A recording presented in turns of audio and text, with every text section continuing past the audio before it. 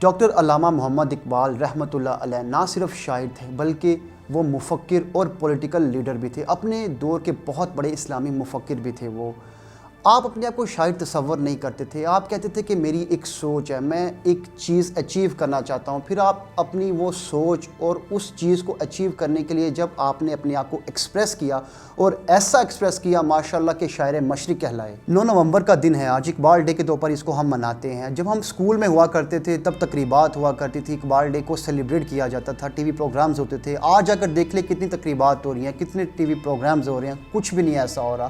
اور یہ ویڈیو دیکھنے والوں کو میں محمد سلمان طاہر لاہوری فائر اسپیکس پہ خوش آمدید کہتا ہوں. مغربی کلچر کے پیچھے بھاگتے ہوئے گلوبلائزیشن کے اس دور میں آج کا نوجوان مسلمان اپنی بنیاد, اپنی روٹس قرآن مجید اور سیرت محمدی کو تو بالکل بھول چکا ہے. 2020 چل رہا ہے. یہ 2020 چلنے کے ساتھ آج کے نوجوان کو سمجھ ہی نہیں آ رہی کہ کرنا کیا ہے. ہر طرف سے وہ مشکلات میں گھرا ہوا ہے. دنیا کے ساتھ کیسے چلنا ہے. سعودی عرب سے لے کے پاکستان, پاکستان سے لے کے ملیشیا, ملیشیا سے لے کے مصر تک مختلف کلچرز جو مرج ہو چکے ہیں اور بدلتے ٹرینڈز کو فالو کرتے ہوئے آج کا جو نوجوان مسلمان ہے وہ بالکل کنفیوز ہوا پڑا ہے.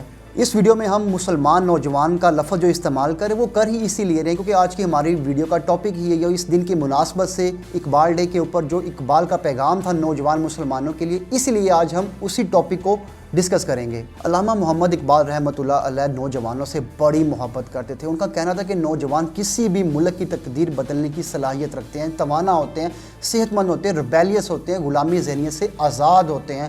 اس لیے تو انہوں نے کہا تھا خرد کو غلامی سے آزاد کر, جوانوں کو پیروں کا استاد کر. ڈاکٹر علامہ محمد اقبال رحمۃ اللہ علیہ کا جو پیغام ہے, اس کی جو بنیاد ہے, اس کا جو سورس ہے وہ ہے قرآن مجید. وہ کہتے ہیں کہ قرآن مجید خالی ایک مذہبی کتاب نہیں ہے بلکہ یہ ایک سورس ہے, زندگی بہترین گزارنے کا یہ ایک نمونہ ہے, یہ ایک سورس ہے. جس طرح ہم ایک نیا گھر کھڑا کرتے ہیں یا ایک نیا بزنس کھڑا کرتے ہیں تو گھر کی جب بنیاد رکھی جاتی ہے وہ اس طرح رکھی جاتی ہے کہ پوری کی پوری عمارت کھڑی رہی. اسی طرح جب کوئی بزنس کھڑا کیا جاتا ہے تو اس کے لیے کچھ اصول وضع کیے جاتے ہیں تاکہ وہ بزنس میں کامیابی ہو. اسی طرح قرآن مجید اور سیرت محمدی یہ ایک عملی نمونہ ہے اس بہترین اور مکمل زندگی گزارنے کے لیے جو کہ نبی پاک صلی اللہ علیہ وسلم نے ہمیں نصیحت فرمائی ہے. ایک طرف تو اقبال نے نوجوانوں کو غلامی ذہنیت سے آزاد ہونے کا پیغام دیا, دوسری طرف انہوں نے عشق کا یعنی کہ ایک کمٹمنٹ کا پیغام دیا. جوانوں کو سوزے جگر بخش دے, میرا عشق میری نظر بخش دے.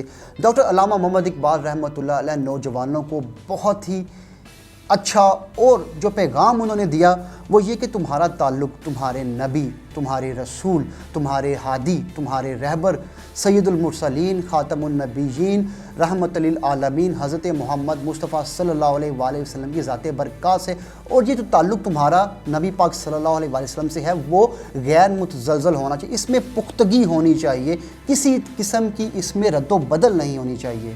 غریب و سادہ و رنگی ہے داستان حرم, انتہا اس کی حسین ابتدا ہے اسماعیل.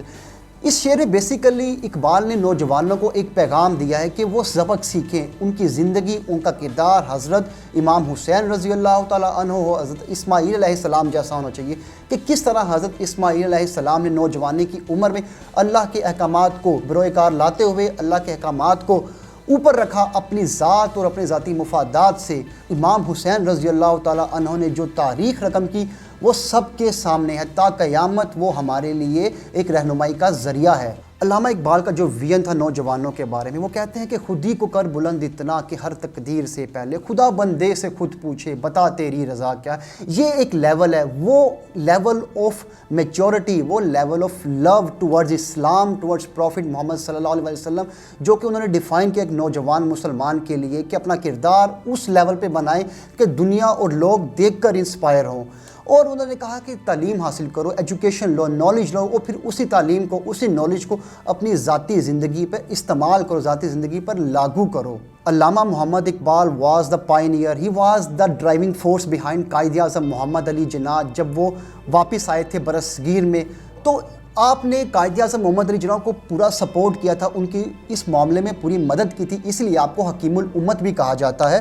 ایسا لگتا ہے جیسے بڑی منصوبہ بندی کے تحت پلان کر کے پاکستان کے نوجوانوں اور پوری امت سے فکر اقبال کو دور رکھا گیا. ہمارا نصاب اٹھا کر دیکھ لیں, اس میں سے اقبالیت کو بہت ہی کم کر دیا گیا ہے.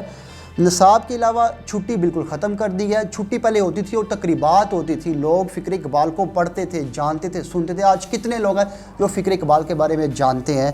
یہ ایک پروپیگنڈا کیا جا رہا ہے، ایک منصوبہ بندی کے تحت اس چیز کو، فکر کو ختم کیا جاتا ہے۔ وہ قومیں جو اپنے ہیروز، اپنے بنانے والوں کی، اور وہ لوگ جنہوں نے اس ملک کی بنیاد رکھی تھی ان کو بھول جائیں گے تو ان کا انجام اچھا نہیں ہوگا۔ آپ آج امریکہ کو اٹھا کر دیکھ لیں، امریکہ کا جو انڈیپینڈنس کا، وار آف انڈیپینڈنس کے بعد ان کا جو چارٹر تھا جس کے اوپر وہ عمل کرتے ہیں، اس پہ وہ ذرہ بھر بھی، رتی بھر بھی اس میں چینجز نہیں لے کر آتے۔ یہ ان کا اعتماد ہے۔ اور اسی طرح ہم پاکستانی، ہم مسلمان اپنے ملک کو اسلام کے نام پر بنانے والے کا آئین پاکستان میں یہ لکھ بیٹھے کہ ہمارا دین جو ہے وہ اسلام ہے، ہمارا ملک اسلامی تعلیمات کے مطابق ہوگا۔ لیکن آپ ہمیں خود ہی بتائیں، کیا ہمارے ملک کا قانون، ہمارے ملک کے ادارے، ہمارے ملک کا نظام اسلامی ہے کہ نہیں ہے؟ ہماری بنیادیں ہی کمزور کر دی گئی ہیں، بلکہ ہماری بنیادیں کمزور بنا دی گئی ہیں، تو ہمارا ملک ترقی کیسے کرے گا؟ کیسے کرے گا آپ بتائیں؟ ہمارے نوجوانوں کے اندر جو ایک جذبہ ہوتا ہے، ایک بھڑک ہوتی ہے، وہ بالکل ختم کر دی گئی ہے۔ اسی کے بارے میں علامہ اقبال نے کہا تھا، تیرے دریا میں طوفان کیوں نہیں ہے، خود ہی تیری مسلمان کیوں نہیں ہے، عبث ہے شکوہ تقدیر یزداں، تو خود تقدیر یزداں کیوں نہیں ہے۔ اللہ تعالیٰ ہمارے پاکستان کو اندرونی اور بیرونی دشمنوں، غداروں سے بچائے، اپنے حفظ و امان میں رکھے، ایسے لیڈران ہمیں دے جو ملک کے مفاد میں ہوں۔ انٹل نیکسٹ ٹائم، اللہ حافظ۔